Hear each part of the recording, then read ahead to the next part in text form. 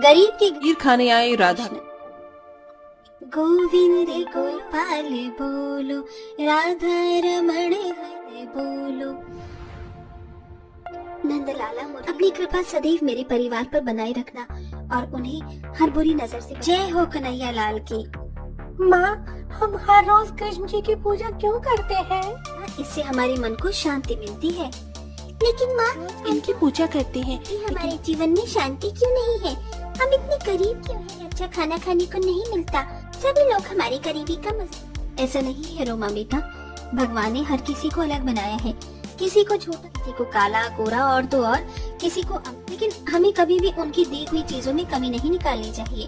कम से छुपाने के लिए छत है, पहनने के लिए कपड़े और खाने के लिए 2 वक्त का खाना, पर कुछ लोग तो इसके लिए भी तरसते हैं। माँ बिल्कुल सही कह रही हो। अब से हम कभी भी उनसे शिकायत नहीं करेंगे। कम उम्र में अपने दोनों बच्चों को अपनी कही बात को इतनी जल्दी समझता देख वेदिका को काफी ज्यादा खुशी होती है। वेदिका बचपन से ही श्री कृष्ण की भक्त थी और हर रोज अपने बच्चों के साथ उनकी पूजा को लेकर हर जगह चारों तरफ तैयारियां चल रही होती हैं। हर तरफ इतनी तैयारी, अभी तो दिवाली आने में काफी समय है। तो ये तैयारी दिवाली बल्कि जन्माष्टमी की है। ठीक कहा ना माँ? हाँ रोहित बेटा, बिल्कुल ठीक कहा तुमने। तुम दोनों को पता है, इस दिन भगवान श्री कृष्ण का जन्म हुआ था। इस दिन को बड़ी धूमधाम से मनाता है। इस दिन लोग अपने घरों को सजाते हैं, भगवान श्री कृष्ण के लिए गीत गाते हैं और उनकी मनपसंद खीर भी बनाते हैं। वाह, खीर! माँ, इसका मतलब तुम भी हमारे लिए खीर बनाओगी ना? तुमने 2 साल पहले एक बार खीर बनाई थी और उसके बाद आज तक कभी नहीं बनाई, लेकिन उसका स्वाद आज भी मेरी जुबान पर है।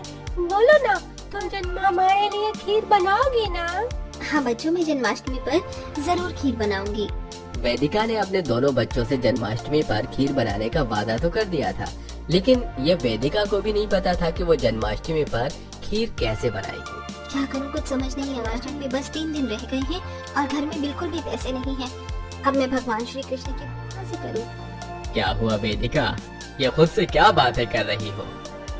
वेदिका शंकर को सारी बात बताती है, जिसे सुन शंकर, अरे तुम परेशान मत, कि हमारा फैक्ट्री मालिक जन्माष्टमी पर हर किसी मजदूर को 100 रुपए देगा। 100 रुपए में तो आराम से दूध चीनी आ जाएगी और तुम जन्माष्टमी के लिए खीर बना देना। शंकर की बात सुन वेदिका को थोड़ा सुकून मिलता है। जहाँ जन्माष्टमी के लिए आसपास के अमीर लोग अपने पूरे घर को किसी दुल्हन की तरह फूलों में सजा लेते हैं, साथ ही जन्माष्टमी के लिए तरह तरह के पकवान और मिठाइयाँ बनवाते हैं, वहीं बेचारी वेदिका का घर अभी। माँ देखो ना, सब लोग कितने तरह तरह के पकवान बना रहे हैं, अपने घर को सजा रहे हैं, लेकिन हम तो बस यहाँ बैठे हुए हैं। क्या हम सब ये नहीं करेंगे? ऐसा है, इसलिए ये हंसी खुशी अच्छी तरीके से जन्माष्टमी के त्योहार की तैयारी कर रही हैं। लेकिन ये सब करने के लिए हमारे पास इतने पैसे नहीं हैं। माँ, मेरे पास एक आइडिया है। हम लोग बिना पैसों के भी जन्माष्टमी के लिए अपने घर को अच्छे से सजा सकते हैं। कैसे रूमा बेटा? 2 रुपए देती हो ना, वो मैं कुछ दिनों से जमा कर रही हूँ और मेरे पास पूरे 30 रुपए हो गए हैं। मैं और रोहित और 20 रुपए का दुकान से गुब्बारे खरीद कर ले आएंगे और हमारे घर के पीछे जो जंगल है वहाँ से कुछ तरह तरह के फूल मिलते हैं। हम वहाँ से फूल तोड़ेंगे और इन चीजों से अच्छे से अपने घर को सजाएंगे। मुझे तो पता ही नहीं था कि मेरी नन्ही सी गुड़िया इतनी समझदार है। वेदिका घर के पीछे वाले जंगल से तरह तरह के फूल तोड़कर उन्हें इकट्ठा करती है। वहीं दोनों बच्चे दुकान से गुब्बारे लाकर उसे तीनों मिलकर फूल और गुब्बारों से अच्छे से घर को सजाते हैं। वहीं वेदिका घर के आंगन में गुब्बारे से अच्छे से लिपाई भी कर देती है और अब उनका घर भी काफी सुंदर लग रहा होता है। बिना ज्यादा पैसे खर्च करे भी हमारा घर कितना सुंदर लग रहा है। अब तो बस जन्माष्टमी का इंतजार है। पूरा परिवार बेसब्री से जन्माष्टमी का इंतजार करता है। जन्माष्टमी के दिन वेदिका सुबह सुबह उठकर भगवान की पूजा पाठ करके जन्माष्टमी का निर्जला व्रत रखती है और अब वही अपने पति के दिए हुए 100 रुपए की खीर बनाने का सामान लेने के लिए जाती है। लेकिन जन्माष्टमी के होने की वजह से खीर बनाने की सारी चीज अब दुगने दामों पर बिकने लगी थी। 60 रुपए हाफ लीटर दूध और 40 रुपए की इतनी सी चीनी। इतने से दूध और चीनी में तो बस थोड़ी सी ही खीर बन पाएगी।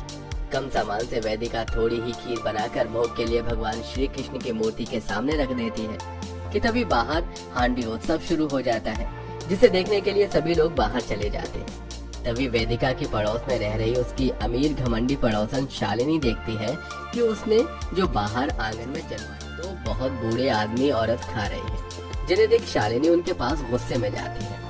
ओए बुड्ढा बुड्ढी, ये मिठाइयाँ मैंने तुम लोगों के खाने के लिए नहीं बल्कि जन्माष्टमी पर भगवान श्री कृष्ण के लिए बनाई है। अरे 4 दिनों से एक भी अन्न का दाना पेट में नहीं गया है, भगवान के लिए कुछ खाने के लिए दे दो। अगर इतना ही खाने का शौक है तो रास्ते में भीख मांग कर खाओ। जाओ निकलो अब यहाँ से। शालिनी उन दोनों को धक्के मारकर अपने आंगन से भगा देती है, जिसे देख वेदिका जल्दी से उनके पास जाती है। आप ठीक तो है ना?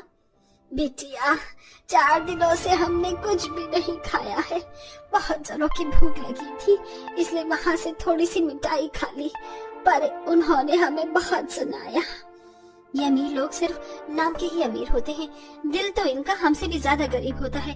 आप मेरे साथ मेरे घर चलिए। वेदिका उन दोनों को अपने घर ले जाती है, जिसके बाद वेदिका भगवान कृष्ण के सामने रखी हुई खीर में से थोड़ी थोड़ी खीर निकाल कर उन दोनों को खाने के लिए दे देती है। बाबा, मेरे घर पर खाने के लिए फिलहाल बस ये खीर ही है, जानती हूँ थोड़ी है लेकिन आप इसे खा लीजिए। तो बस दिल बड़ा होना चाहिए, ये खीर भी हमारे लिए काफी है। इतना कहकर वो दोनों बूढ़ी औरत और आदमी उस पूरी खीर को खा जाते हैं। थोड़ी और खीर खाने को मिल सकती है क्या? जी बाबा। वेदिका उन कटोरी को लेकर जाती है और उसके अंदर खीर डालने लगती है। ये मेरे और उनके हिस्से की खीर थी, पर इन अम्मा और बाबा ने तो 4 दिनों से कुछ भी नहीं खाया है। मैं और ये तो भूख बर्दाश्त कर लेंगे, लेकिन इस उम्र में इनसे कैसे भूख बर्दाश्त होगी? वेदिका अपने और अपने पति के हिस्से की खीर ले जाकर उन दोनों को दे देती है और देखते ही देखते वो लोग उस खीर को भी पूरा खा जाते हैं। बिटिया, थोड़ी और खीर मिल सकती है क्या? तूने बहुत स्वादिष्ट खीर बनाई है। अब बस दोनों बच्चों के हिस्से की ही खीर रखी है। बच्चों का काफी समय से खीर खाने का मन था, लेकिन मैं इस तरह इन्हें मना भी तो नहीं कर सकती। वेदिका बिना कुछ सोचे समझे अपने दोनों बच्चों के हिस्से की खीर भी उन दोनों को खिला देती है। बेटिया, क्या थोड़ी और?